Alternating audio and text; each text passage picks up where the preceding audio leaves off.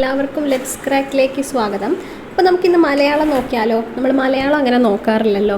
അപ്പം 10 ക്വസ്റ്റ്യൻസ് തന്നെയാണ് ഉണ്ടാവുക. നമുക്ക് ക്വസ്റ്റ്യൻ അതായത് എക്സാമിന് എങ്ങനെ വരുന്നു എന്നുള്ള രീതിയിലാണ് നമ്മൾ നോക്കുന്നത്. ഓക്കെ, അപ്പോൾ 10 ചോദ്യങ്ങളേ ഉള്ളൂ കേട്ടോ. 10ൽ എത്ര മാർക്ക് നിങ്ങൾക്ക് സ്കോർ ചെയ്യാൻ കഴിയുന്നുണ്ട് എന്ന് നോക്കാം.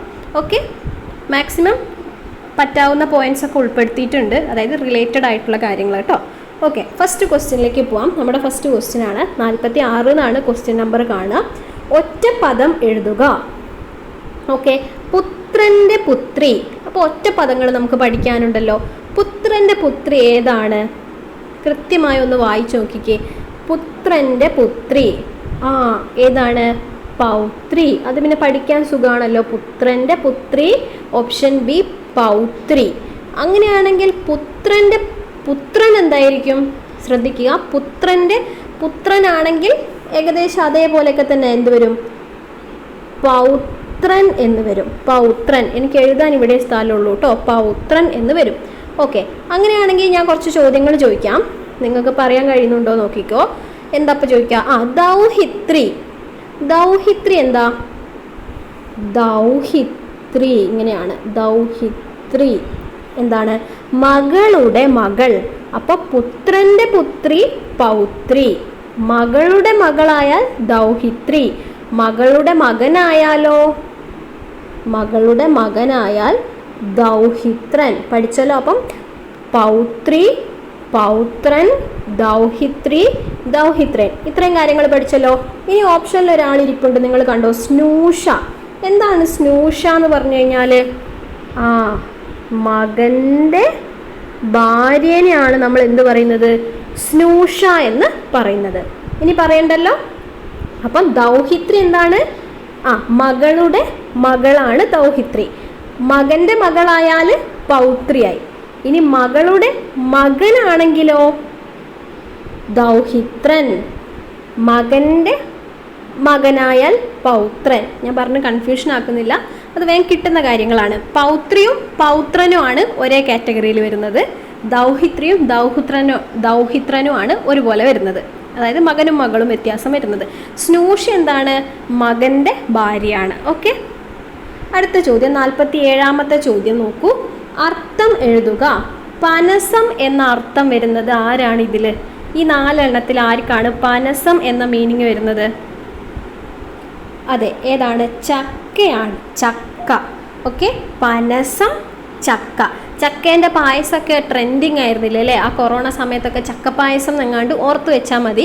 ഇപ്പം തൽക്കാലം എല്ലാം അങ്ങോട്ടും ഇങ്ങോട്ടും കൺഫ്യൂഷനാണ്, എനിക്കറിയാം. എന്നാലും ഞാൻ വെറുതെ പറയുവാണ്, ചക്കപ്പായസം എങ്ങാണ്ട് ഓർത്ത് വെച്ചാൽ ചിലപ്പോൾ കിട്ടുമായിരിക്കും. പനസം ചക്ക. അങ്ങനെയാണെങ്കിൽ ഞാൻ കുറച്ച് വാക്കുകൾ ഇവർക്കൊക്കെ വേണ്ടി പറഞ്ഞുതരാം. പഞ്ചസാരയ്ക്ക് മറ്റൊരർത്ഥം, അല്ലെങ്കിൽ പഞ്ചസാര എന്ന അർത്ഥം വരുന്നൊരു വാക്കാണ് അക്കാരം. കേട്ടിട്ടുണ്ടോ? പഞ്ചസാര തന്നെയാണ് അക്കാരം. ഓക്കെ, ചക്ക പനസം പഠിച്ചു. ഇനി പാമ്പിൻ്റെ പേര് നല്ല രസമാണ്. എന്താണ്? ലേലിഹം. എന്താണ്? ലേലിഹം. അതിങ്ങനെ വിചാരിക്കുക. പാമ്പിനെ വാവാ സുരേഷൊക്കെ വന്ന് പിടിക്കുന്നത് നിങ്ങൾ കണ്ടിട്ടുണ്ടല്ലോ. പാമ്പിനായിട്ട് കളിപ്പിക്കുന്ന കാണാം അല്ലേ? അപ്പോൾ ഈ പാമ്പിനെ പിടിച്ച് കൂട്ടിലിട്ടിട്ട് പാമ്പ് ഇങ്ങനെ കരയുക, ലേലു അല്ലു ലേലു അല്ലു ലേലു അല്ലു എന്നെങ്ങാണ്ട് കരയുന്നെങ്ങാനും ആലോചിച്ച് വയ്ക്കുക. അപ്പോൾ പാമ്പ് ലേലിഹം. ഓക്കെ, ലേലിഹം. ഇനി താമര. താമരയ്ക്ക് നല്ല ഒരു പേരുണ്ട്, രാജീവം. രാജീവ നയനം അങ്ങനെയൊക്കെ കേൾക്കാറില്ലേ?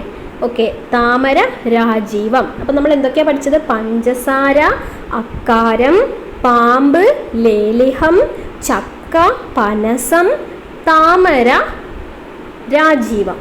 ഓക്കെ ആണോ? ഈ 48ാമത്തെ ചോദ്യം നോക്കൂ. ധനത്തിൽ എന്ന പദം പിരിച്ചെഴുതിയാൽ ധനത്തിൽ ഏത് വരും? ധനം പ്ലസ് ഇൽ എന്നാണ് വരിക. ഓപ്ഷൻ ഡി, ധനം പ്ലസ് ഇല്ലാണ് ധനത്തിൽ എന്നായിട്ട് വരിക. ഓക്കെ, ഈ പിരിച്ചെഴുതുന്നത് ഇമ്പോർട്ടൻ്റ് ആണ്, നോക്കിയിട്ട് പോകണം. ഇനി 49 ശരിയായ പദം. ഏതാണ് ഇതിലെ ശരിയായ പദം? നമ്മൾ വിചാരിക്കും ഇതാണെന്ന്, അത് തെറ്റാണ്. ഓപ്ഷൻ എ ആണ് ശരിയായിട്ടുള്ള പദം കേട്ടോ. ഐച്ഛികം എന്ന് ഇങ്ങനെയാണ് എഴുതുക. 49 ഓപ്ഷൻ എ ആണ് വരുന്നത്. 50 ഇത് പല സ്ഥലത്തും ഈ ക്വസ്റ്റ്യൻ കണ്ടിട്ടുണ്ട്. ശൈലികൾ പഠിക്കണം. ധനാശി പാടുക. 50ാമത്തെ ചോദ്യം ധനാശി പാടുക ഏത് വരും? ഓപ്ഷൻ സി ആണ് വരിക, അവസാനിപ്പിക്കുക. ധനാശി പാടുക, അവസാനിപ്പിക്കുക. Okay. 51 set one's heart on. ഇതിൻ്റെ മലയാള രൂപം എന്താണ്? സെറ്റ് വൺസ് ഹേർട്ട് ഓൺ എന്ത് വരും?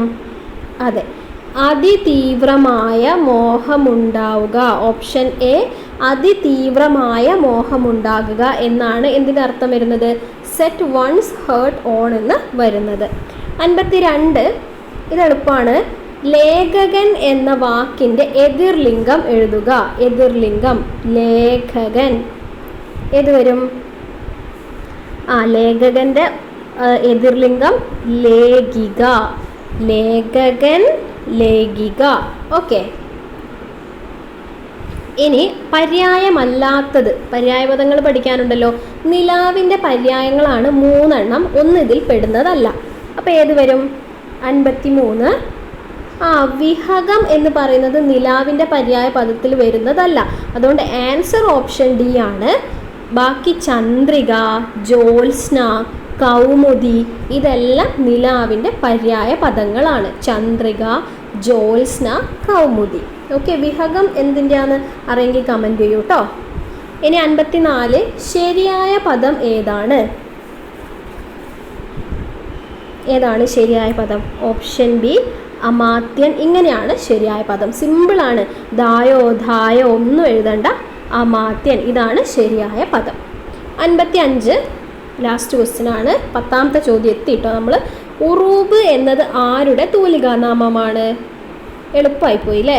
PC Kuttikrishnan. Option C, PC കുട്ടിക്കൃഷ്ണനാണ് ശരിയായ ഉത്തരം. ഇനി ബാക്കിയുള്ളവരിതൊക്കെ ഒന്ന് നമുക്ക് പറഞ്ഞു നോക്കിയാലോ. കെ ശ്രീകുമാറിൻ്റെത് എന്താ?